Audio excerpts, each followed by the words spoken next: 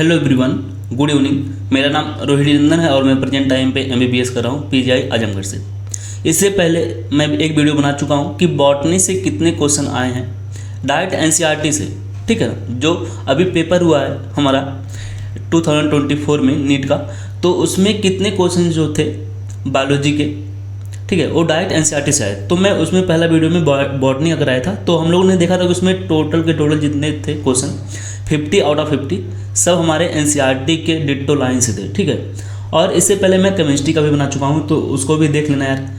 और अब ये हमारा जो है वीडियो हमारे जूलॉजी पे है, ठीक ना, कि जूलॉजी में कितने ऐसे क्वेश्चंस हैं जो डायरेक्ट एनसीईआरटी से आए हैं। तो देखो, ये जो वीडियो मैं बना रहा हूँ और बस इसका एक ही मोटो है यार कि तुम लोग एनसीईआरटी पढ़ना शुरू कर दो।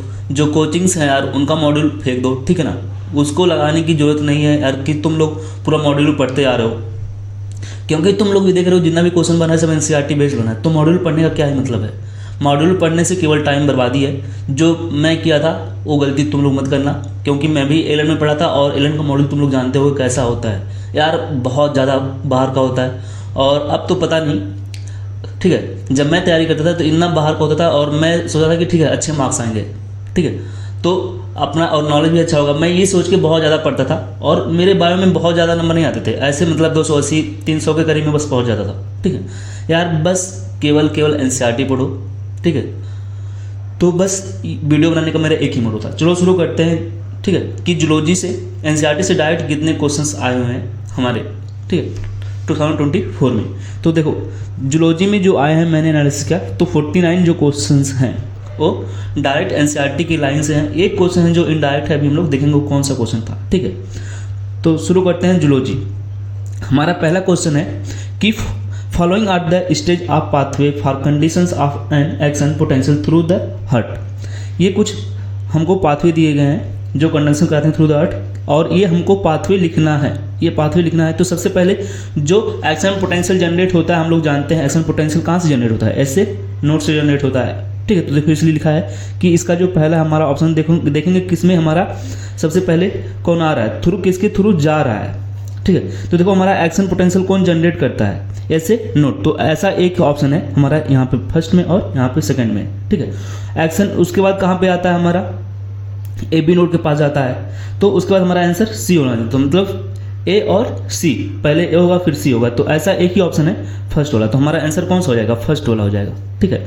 तो देखो ये पूरी एनसीईआरटी की लाइन थी, यहाँ से तुम लोग कर सकते थे, ठीक है। और टाइम बचाने के लिए हम लोग 2-3 ऑप्शन बस चेक करते हैं और आगे बढ़ जाते हैं। पूरा करोगे तो टाइम ज़्यादा लगेगा, 1-2 ऑप्शन चेक कर लो, ठीक है। पहला मिल गया, मान लो अब एक स्टेप और हम लोग बढ़ सकते थे, ठीक है। जैसे यहाँ पे देखो फर्स्ट और ये दोनों था तो इस पर हम लोग गए, फिर यहाँ पे गए, ठीक है। नेक्स्ट एक स्टेप और चेक कर लेते हैं कि और क्या हो सकता था, ठीक है। तो हमारा ए बी बंडल्स होता है, ठीक है, तीसरा जो होता है। तो यहाँ पे देखो ए बी बंडल्स दिया था और यहाँ पे क्या दिया हमारा बंडल ब्रांचेस। तो ये गलत हो गया ना, पहले ए बी बंडल जाएगा तब वहाँ से बंडल ब्रांचेस निकलेंगे, इसलिए हमारा पहला सही हो गया, ठीक है। आगे बढ़ते हैं।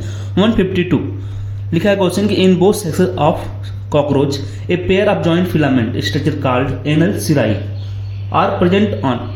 ये कहाँ पे प्रेजेंट होता है, तो हम लोग जानते हैं 10th सेगमेंट पे होता है और ये डायरेक्ट एनसीईआरटी के ही लाइन से देखो यहाँ पे दिया हुआ है, ठीक है।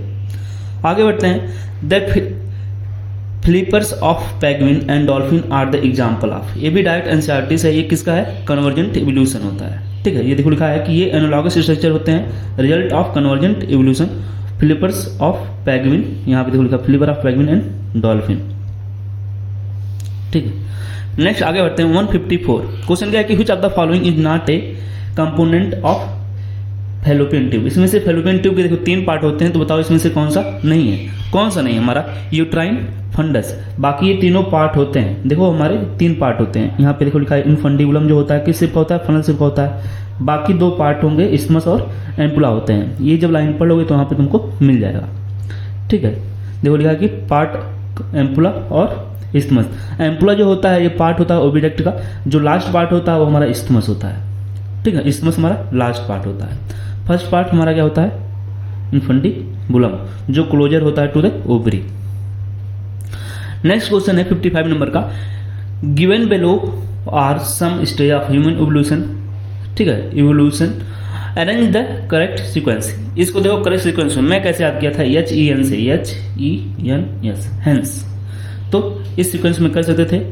तो एक सीक्वेंस हमको करना है। तो देखो इसका आंसर 4 दिया है। 4 नंबर मीन्स सबसे पहले हमारा क्या होगा, ए होगा, H, उसके बाद D दिया है HE हो गया, C कौन सा है, N और S। मैं ऐसे याद करते HENS। देखो इसका एक ट्रिक बनाया था याद करने का, HENS। S मीन्स क्या हो गया हमारा, H मीन्स हैबिलिस हो गया, E फॉर हो गया इरेक्टस, N फॉर निएंडरथैल हो गया, S फॉर सैपियंस हो गया। मैं एक ट्रिक बनाया था अपने याद करने के लिए, तो तुम लोग भी याद कर सकते हो। और यहाँ पे देखो लिखा है क्रेनियो कैपेसिटी लिखा है, तो हमको जरूरत नहीं है कभी कभी, लेकिन पूछ लेता है तो इसको भी याद करने की जरूरत है। इस क्वेश्चन में तो जरूरत नहीं है। 156 नंबर का क्वेश्चन क्या है कि which of the following is not A steroidal hormone. इसमें से कौन सा स्टेरॉयडल हार्मोन नहीं है। तो हम लोग जानते हैं कि बताओ ग्लूकेगॉन कैसा होता है, एक स्टेरॉयडल हार्मोन है, ये प्रोटीनियस नेचर का होता है। ग्लूकेगॉन जो होता है हमारा ये प्रोटीनियस नेचर का। बाकी जो स्टेरॉयडल देखो यहाँ पे दिया गया है, ठीक है ना, कॉर्टिसोल, टेस्टोस्टेरोन, ये सब कैसे होते हैं, हमारे स्टेरॉयडल होते हैं। ये आइडोथायरोन कैसा होता है, थायराइड हार्मोन से निकलता है, ठीक है। तो हमारा आंसर जो हो जाएगा इसमें क्या, ग्लूकेगॉन हो जाएगा, जो प्रोटीनियस हार्मोन है। ये मैच करवाना है क्वेश्चन 157 का, बताना कि अल्फा 1 एंटीट्रिप्सिन किसके लिए यूज करते हैं हम लोग, इम्फाइस्मा के लिए यूज करते हैं। तो ए का 3rd हो जाएगा। यहाँ पे 2 ऑप्शन हैं, ये और बी। अब हम लोग बी चेक कर लेते हैं। तो बी का यहाँ पे 1st दिया है, ठीक है, और यहाँ पे 4 दिया है। तो देख लो, तो यहाँ पे देखो बी का कौन सा हो जाएगा, 4 वाला, कॉर्न बोरर। यहाँ पे देखो लिखा क्राई फर्स्ट ए बी जो होगा हमारा कॉर्न बोरर के लिए होता है। देखो अल्फा एंटीट्रिप्सिन और क्राई फर्स्ट ए बी था ना, यहाँ पे cry first A B check कर लोगे तो आ जाएगा हमारा कॉर्न बोरर वाला, ठीक है। यहाँ पे देखो लिखा है क्राई फर्स्ट एसी है, एसी का चेक कर लो तो सी का जो हमारा हो जाएगा, सी का हो जाएगा 1st, क्राई फर्स्ट एसी का होता है कॉटन बॉल वर्म। तुम यहाँ से भी देख सकते थे, क्राई फर्स्ट एसी का क्या हो जाएगा हमारा, कॉटन बॉल वर्म होता है। क्राई फर्स्ट एबी का होता है कॉर्न बोरर होता है। तो ये पूरी एनसीईआरटी की लाइन थी यार, यहाँ से तुम लोग कर सकते थे, ठीक है। नेक्स्ट क्वेश्चन है, following are the stage of cell division, ठीक है। ये स्टेज है सेल डिवीजन के, और बताना choose the correct sequence of cell division. तो सेल डिवीजन में सबसे पहले क्या होता था, यहाँ पे देखो लिखा है कि इसका जो सबसे पहला होगा हमारा गैप फर्स्ट फेज होगा, गैप फर्स्ट फेज ये, ठीक है। उसके बाद क्या होता है हमारा सिंथेसिस फेज होता है, मीन्स यस फेज आता है। उसके बाद क्या आता है, गैप 2 फेज आता है। नेक्स्ट क्या आती है हमारी, आती है कैरियोकाइनेसिस, और उसके बाद होती है साइटोकाइनेसिस। आंसर क्या हो जाएगा हमारा 4 नंबर का हो जाएगा, ठीक है। और देखो ये इस चार्ट से हम लोग कर सकते थे। मीन्स क्या, गैप फर्स्ट बोला है, G1 फेज बोला है ना, G1 phase, yes phase, G2 phase, ऐसे ही, ठीक है ना। इसी बोलते हैं gap first, G1 yes, G2 और कैरियोकाइनेसिस, उसके बाद साइटोकाइनेसिस। ये हमारा क्या हो गया, कैरियोकाइनेसिस, और ये है साइटोकाइनेसिस। आगे बढ़ते हैं, which one of the following factor will not affect the Hardy-Weinberg equilibrium. तो हमारा क्या है, कांस्टेंट जीन पोल। ये हार्डे-वेनबर्ग इक्विलिब्रियम को इफेक्ट नहीं करता, बाकी सब इफेक्ट करते हैं। और ये भी एनसीईआरटी के लाइन से दी हुई है। देखो 5 फैक्टर्स हैं जो इफेक्ट करते हैं, लेकिन एक फैक्टर था ये इफेक्ट नहीं करता। 5 फैक्टर्स देखो यहाँ पे सब लिखा हुआ है, ये फैक्टर्स पढ़ लेना, 5 फैक्टर। ये फैक्टर नहीं है, ठीक है, ये इफेक्ट नहीं करता। कांस्टेंट जीन पोल मीन्स ये इफेक्ट नहीं करेगा हार्डे-वेनबर्ग इक्वेशन को, ठीक है ना, इक्विलिब्रियम को। हाँ, तो देखो नेक्स्ट क्वेश्चन देखते हैं 60 नंबर का। क्वेश्चन क्या है कि which of the following are auto immune disorder. तो ऑटो इम्यून डिसऑर्डर, और यहाँ पे बोला है कि चूज करना most appropriate answer. Most appropriate means देखो माइस्थीमिया ग्रेविस क्या होता है, माइस्थीमिया ग्रेविस भी ऑटो इम्यून डिसऑर्डर होता है, ठीक है। रूमेटाइड आर्थराइटिस भी ऑटो इम्यून डिसऑर्डर है। यहाँ पे ए और बी ऐसा आंसर देखो मिल सकता है हमारा, ए और बी। डी बोल रहे हैं ये मस्कुलर डिस्ट्रॉफी, ये कैसा होता है, ये जेनेटिक डिसऑर्डर, तो ऑटो इम्यून डिसऑर्डर है नहीं। तो डी जहां जहां पे होगा तो हमारा होगा नहीं आंसर। तो यहाँ पे हमको बी बोल रहे हैं, सी बोल रहे हैं, सी तो होता नहीं, आउट भी नहीं होता, और तो बी और ई, बी और ई। यहाँ पे ए भी होना चाहिए था, लेकिन ए कहीं पे है नहीं, ठीक है। यहाँ पे ए भी होना चाहिए, तो हमारा आंसर कौन सा हो जाएगा, मोस्ट अप्रोप्रिएट आंसर जो होगा हमारा सेकंड वाला हो जाएगा, ठीक है। देखो फंसाया हुआ कैसे क्वेश्चन, तो हमारा इसका आंसर सेकंड वाला हो जाएगा, ठीक है। यार देखो इस वीडियो को जो भी मैं वीडियो बना रहा हूँ इधर, ठीक है, अभी मैं पढ़ाना नहीं चाह रहा हूँ, इसमें कुछ पढ़ा नहीं रहा तुमको, बस मैं इतना चीजें दिखा रहा हूँ कि तुम लोग अपनी स्ट्रेटजी क्या बनाओ पढ़ने की, ठीक है। जो तुम्हारी स्ट्रेटजी होनी चाहिए पढ़ने की, क्या होनी चाहिए, तुमको क्या क्या चीजें पढ़नी चाहिए, किस बुक से पढ़नी चाहिए, बस ये चीजें मैं बताने के लिए सब वीडियो बन रहा है, ठीक है। तो यार केवल एनसीईआरटी फॉलो करो, एनसीईआरटी बेस्ड कोई एक बुक ले लो, ठीक है, क्वेश्चन लगाने के लिए। और PYQ तुम्हारे पास है ही, उसको लगाओ। जितने भी क्वेश्चन देखोगे मोस्टली, अभी मैं PYQ पे से कितने क्वेश्चन आए हुए हैं नीट 2024 में, इस पे भी मैं वीडियो बनाऊंगा। ठीक है, केमिस्ट्री का बनाने वाला हूँ, उसमें सबसे पहले इनऑर्गेनिक का बनाऊंगा, उसके बाद ऑर्गेनिक का, और फिर फिजिकल का बनाऊंगा। ठीक है, और मेरे 85 इंपॉर्टेंट टॉपिक तो ये मैं सबसे लास्ट में बनाऊंगा, थोड़ा रुक के। ठीक है, बस अभी तुम लोग रेस्ट करो यार 6-7-8 दिन, अभी पढ़ाई मत शुरू करना। बस अभी स्ट्रेटजी बनाओ कैसे तुमको पढ़ना है, कौन सी बुक्स तुमको पढ़ने हैं। ठीक है ना, देखो लड़ाई करने के लिए तुरंत जाकर लड़ाई नहीं करना है। ठीक है ना, उसके लिए सबसे पहले तुमको तैयारी करनी होती है अच्छे से। तो बस तैयारी करते जाओ, 6-7 दिन अच्छे से तैयारी कर लो तो जीत तुम्हारी ही होगी। ठीक है, जाके तुरंत लड़ लोगे बिना कोई किसी हथियार के तो हार के ही आओगे। ठीक है, तो सबसे पहले तुम अपने हथियार तैयार करो कि तुमको किस चीज से लड़नी है ताकि तुम लोग जीतो। ठीक है ना, तो अगर युद्ध जीतना है तो हथियार अच्छे से तैयार करना होगा। ठीक है, तब जाके लड़ो। तो अभी रेस्ट करो और बस हथियार तैयार करो, तुमको किससे पढ़नी है। आगे बढ़ते हैं 161। ठीक है, तो 161 क्वेश्चन है कि टाइफाइड मैच कराने हैं हमको, और इसमें दिया कि टाइफाइड, लिस्मैनियासिस, रिंगवर्म एंड फाइलेरियासिस। ठीक है, इसमें मैच करा लो। तो देखो कि सब NCERT से दिया गया। साल्मोनेला टाइफी, साल्मोनेला टाइफी जो होती है हमारी क्या होती है, एक बैक्टीरिया होती है, उसकी वजह से होता है। तो ए का हो जाएगा 4, ए का हो जाएगा हमारा 4, एक ही ऑप्शन था, यहाँ से आगे बढ़ सकते थे। ठीक है, बाकी तुम लोग मैच करा लेना। आगे बढ़ते हैं 62 नंबर क्वेश्चन है, ये भी मैच कराना ही है। और बोला expiratory capacity, functional residual capacity, vital capacity, inspiratory capacity, इसको भी मैच कराना है। तो एक्सपायरेटरी कैपेसिटी क्या होता है, देखो सब कुछ यहाँ पे NCERT में यार दी हुई है। बस केवल और केवल NCERT पढ़ो यार, NCERT बेस्ड क्वेश्चन कोई एक बुक ले लो, उससे प्रैक्टिस करो, और PYQ बस प्रैक्टिस करो। ये सब PYQ भी है, ऐसा नहीं PYQ नहीं है। अभी भी जब मैं PYQ से कराऊंगा ना तो तुम देखोगे कि यार PYQ से भी आया है। ठीक है, अभी मैं NCERT बेस्ड करा रहा हूँ तुमको। आगे बढ़ते हैं डाउन सिंड्रोम, ये क्वेश्चन है 63 नंबर का। डाउन सिंड्रोम जो होता है वो क्या होता है, अल्फा थैलेसीमिया क्या होती है, बीटा थैलेसीमिया और क्लाइनफेल्ड। तो देखो डाउन सिंड्रोम क्या होता है हमारा, जो डाउन सिंड्रोम होता है हमारा वो कैसा होता है, एक 21 क्रोमोसोम पे होता है। डाउन सिंड्रोम जो होता है हमारा 21 क्रोमोसोम, तो एक का थर्ड हो गया, और एक ही ऑप्शन ऐसा है, एक का थर्ड जो है केवल एक ही ऑप्शन है। यहाँ पे देखो लिखा होगा डाउन सिंड्रोम जो होती है किस पे होता है, 21 क्रोमोसोम पे होती है, ट्राइसोमी हो जाती है। बाकी भी मैच करा लेना। ठीक है, आगे बढ़ते हैं 64 number question. Given value are two statement, one is label as assertion and other is label as reason. ठीक है ना, ये FSH acts upon the ovarian follicle in female and Leydig cell in male. ठीक है, फिर लिखा है growing ovarian follicle secrete estrogen in female while interstitial cell androgen in male. तो बताना है कि कौन सा सही है। देखो यहाँ पे फर्स्ट जो स्टेटमेंट हमारा वो फॉल्स हो गया है, और जो रीजन है वो सही हुआ है। तो यहाँ से पढ़ लेना है, सब कुछ तुमको इजिली मिल जाएगा। ठीक है ना, आगे बढ़ते हैं 65 नंबर क्वेश्चन है। 65 नंबर क्वेश्चन है, देखो एग्जाम्पल से डायरेक्ट मैच कराने की। एयर ब्लैडर किसमें होता है, ठीक है, रेडुला के बारे में लिखना है, प्लूरोब्रैंकिया के बारे में लिखना है, और सब तुमको यहाँ से NCERT की लाइन से ही मिलेंगी। ठीक है, इसको भी देख लेना तुम लोग, ये सब NCERT की ही लाइन होती है। ओपरक्यूलम, एयर ब्लैडर सब कहाँ पे होती हैं, बॉयंसी के लिए होती हैं, और टिनोफोरा प्लूरोब्रैंकिया होता है। ये सब एग्जाम्पल देखो ऐसे मिला सकते थे, प्लूरोब्रैंकिया टिनोफोरा होता है। तो ए का हमारा सेकंड हो जाएगा, यहाँ पे ये सही हो सकता है, और बी का हो जाना चाहिए पहला, तो हमारा बस ये हो गया सेकंड वाला। आगे बढ़ते हैं 166, ये भी देखो मैच करने वाले। देखो इस टाइप के क्वेश्चन ज्यादा बन रहे हैं यार मैच कराने वाले, तो अच्छे से तैयार करो इस टाइप के क्वेश्चंस, क्योंकि देखो टाइम कंज्यूमिंग तो है वाले। तो देखो ये डायरेक्ट NCERT से भी आए हुए हैं, इसको तुम लोग कर लेना। 166 का देखो सब लिखा है कि लेप्टोटीन, एगोटीन, पैकेटीन, डिप्लोटीन, ये हमारे प्रोफेज के सब फेज होते हैं, 5 फेजेज होते हैं। तो इसी में से 4 फेज दे करके पूछ रहा है कि किसमें क्या होता है। ठीक है, ये भी PYQ पे ही बेस्ड है। TI plasmid of agrobacterium tumefaciens stands for. TI जो प्लाज्मिड होता है एग्रोबैक्टीरियम ट्यूमिफेसियंस, ये किसके लिए स्टैंड करता है, ट्यूमर इंड्यूसिंग प्लाज्मिड के लिए। यहाँ पे देखो लिखा है TI प्लाज्मिड क्या होता है, tumour inducing plasmid. 68 number question है। क्वेश्चन क्या है कि कोकीन, हीरोइन, मॉर्फिन, इसको मिलाना है, किससे कौन सा चीज हमको मिलता है। ठीक है, तो देखो कोकीन किससे मिलता है, एथ्रोजाइलम से मिलता है। ठीक है, और हमारा जो हीरोइन मिलता है वो किससे मिलता है, पेपर सोमनिफेरस से। बाकी तुम लोग मैच करा लेना, और देखो NCERT में तुमको यहाँ से सब कुछ मिल जाएगा। ठीक है, आगे बढ़ते हैं कि which of the following product of DNA dependent RNA polymerase to give template.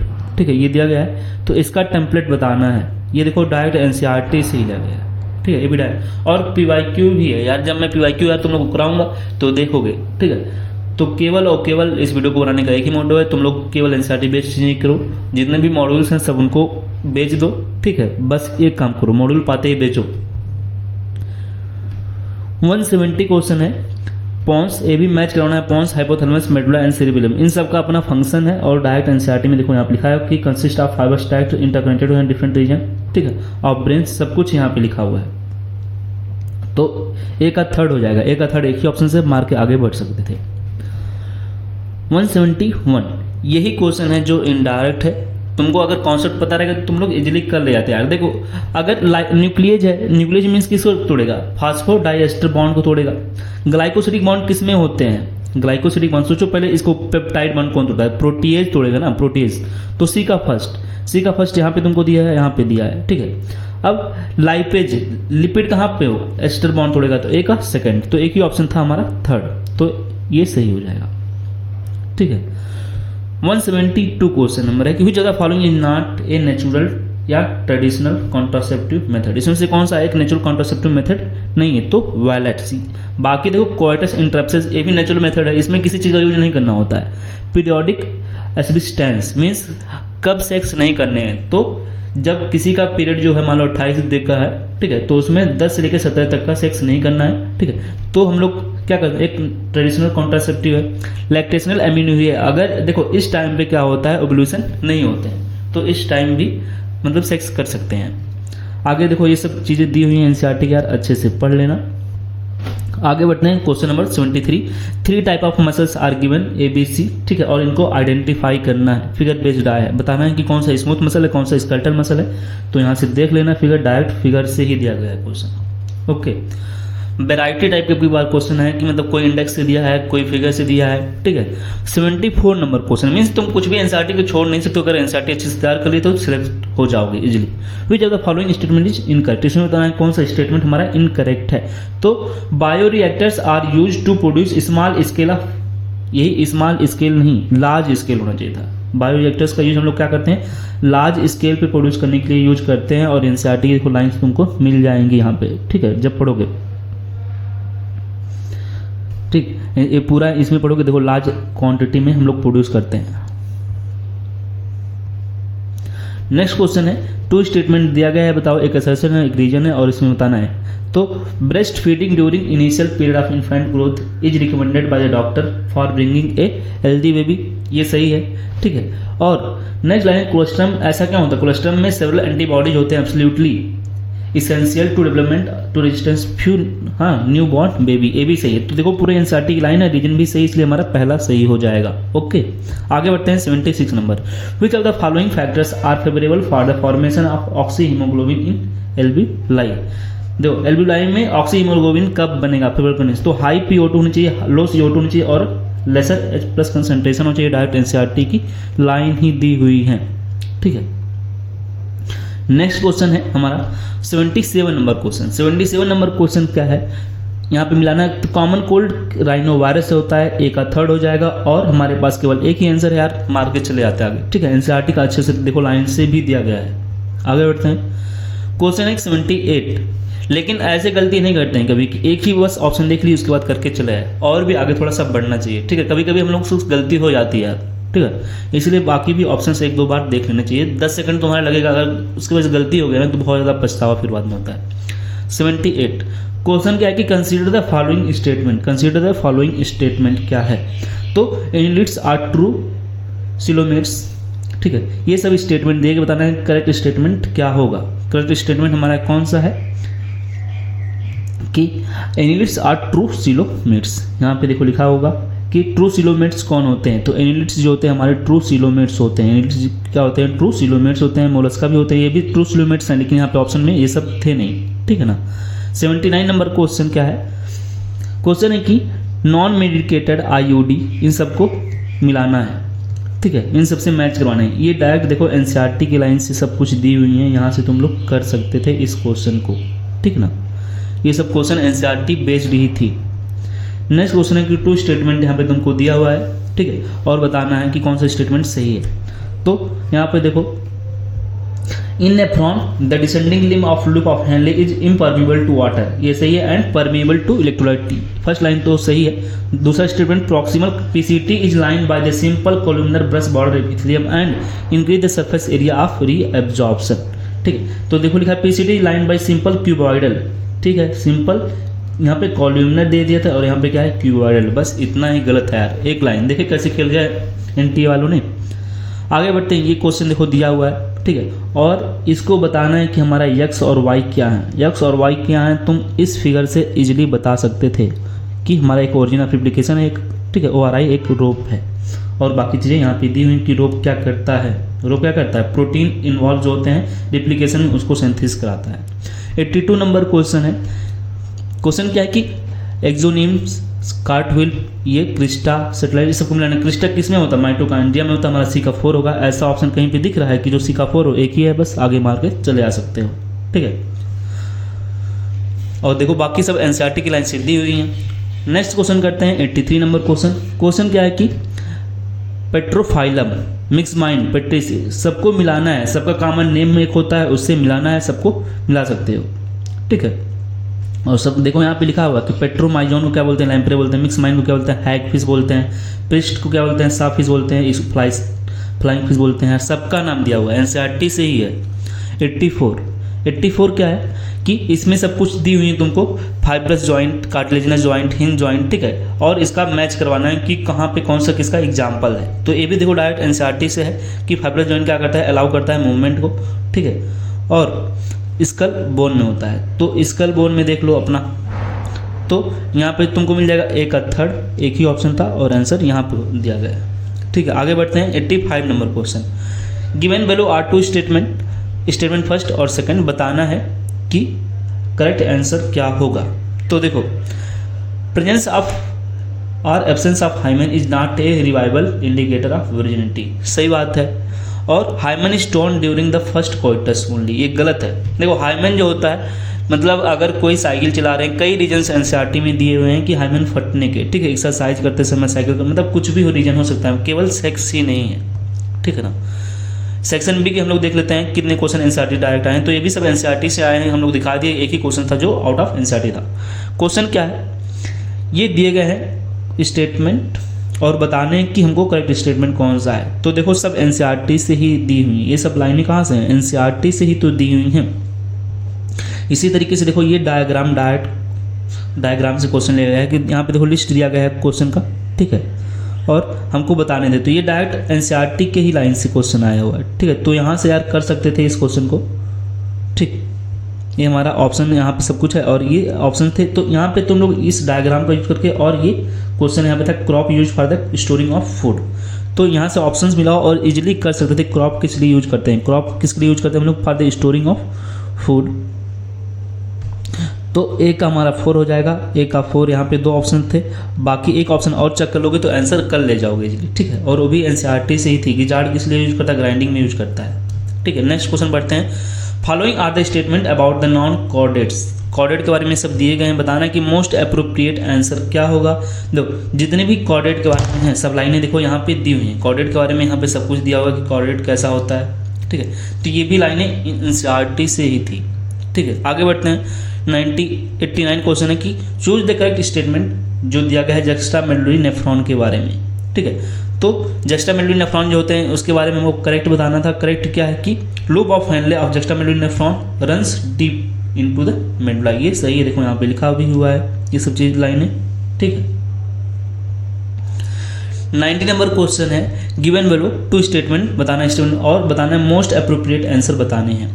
ठीक है, statement first, cerebral hemisphere are connected by the nerve tract known as corpus callosum. तो देखो स्टेटमेंट फर्स्ट तो क्या हो गया हमारा, करेक्ट हो गया।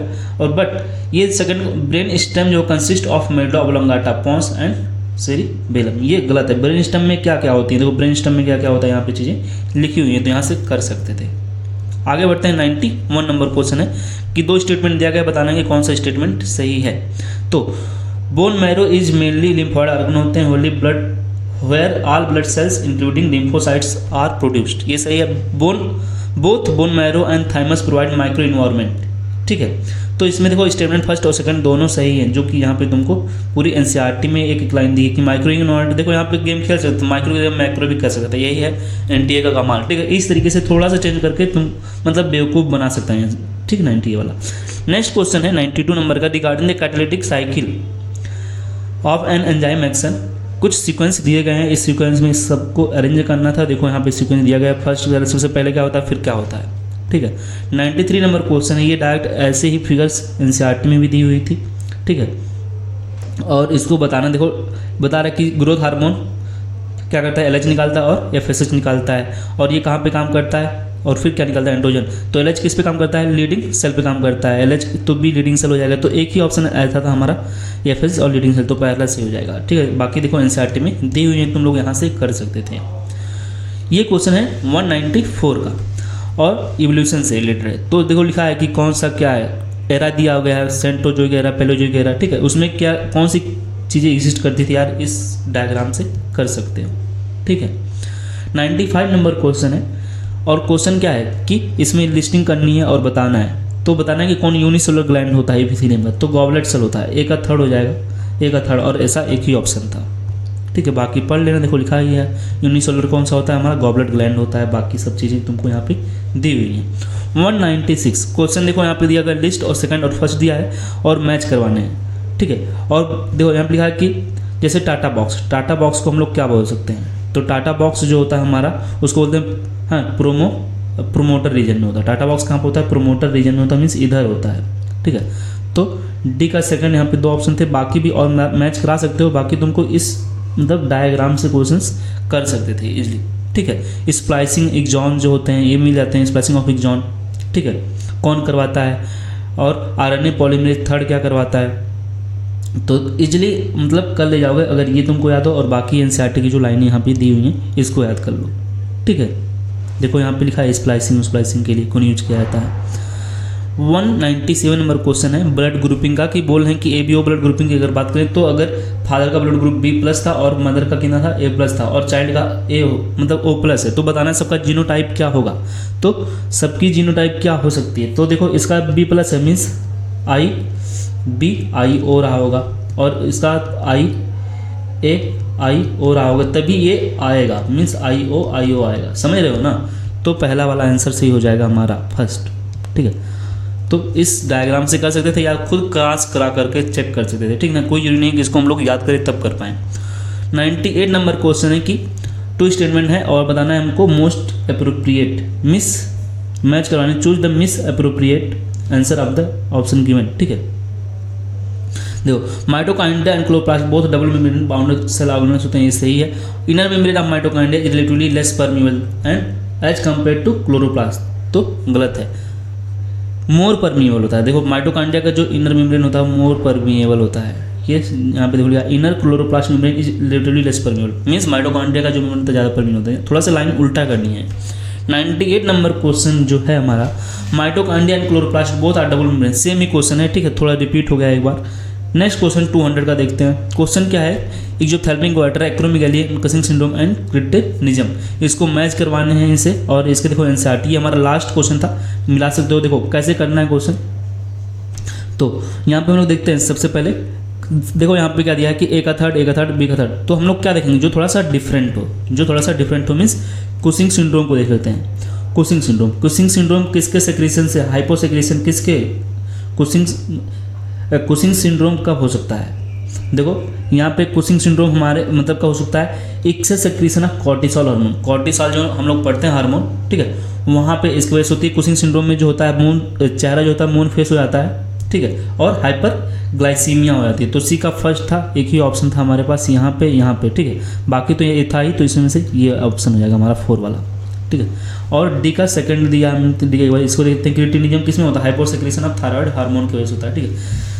तो ये हमारी पूरी थी एनसीईआरटी की। देखो देख लिए होगे कि तुम लोग मतलब जो 50 क्वेश्चन में से 49 क्वेश्चन यार टोटल एनसीईआरटी बेस्ड आए हैं। और ये वीडियो बनाने का बस एक ही उद्देश्य है कि तुम लोग यार एनसीईआरटी ही की चीज़ें पढ़ना शुरू कर दो। अभी जब मैं पीवाईक्यू की बताऊंगा तो तुम लोग देखोगे ऑलमोस्ट जो क्वेश्चन है सब पीवाईक्यू से भी आए हैं, ठीक है। तो अभी मैं पीवाईक्यू का भी 3-4 दिन में आ जाएगा। मेरा भी पढ़ाई हो रहा है तो थोड़ा टाइम लगता है चीज़ें बनाने में, नहीं तो अब तक आ गया होता वीडियो, ठीक है। तो मैं PYQ पे बेस्ड कितने क्वेश्चंस आए हुए हैं, PYQ से कितने क्वेश्चन आए हुए हैं 2024 के, उसको मैं दिखाऊंगा।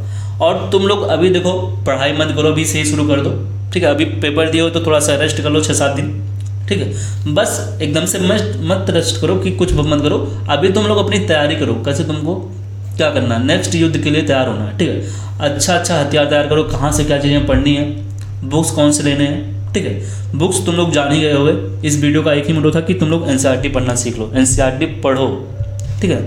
सो थैंक यू यार, वीडियो पसंद आई तो वीडियो को शेयर करना, चैनल को सब्सक्राइब कर लेना। मेरे 85 इंपॉर्टेंट टॉपिक को तुम लोग पढ़े होगे, अगर नहीं जानते हो एक बार देख लेना, वहाँ से जो मैं केमिस्ट्री पढ़ाया था यार, मोस्टली 35 आवर के मेरे पूरे वीडियो हैं, ठीक है, जिसमें से तुमको यकीन नहीं होगा कि 160 मार्क्स के आए हैं, ठीक है। और मतलब ऐसे लाइन से आए हुए हैं, दिखाऊंगा मैं उसके एक वीडियो, ठीक है। सो थैंक यू यार, वीडियो पसंद आएगी वीडियो को शेयर करना और चैनल को सब्सक्राइब कर लेना। Thank you.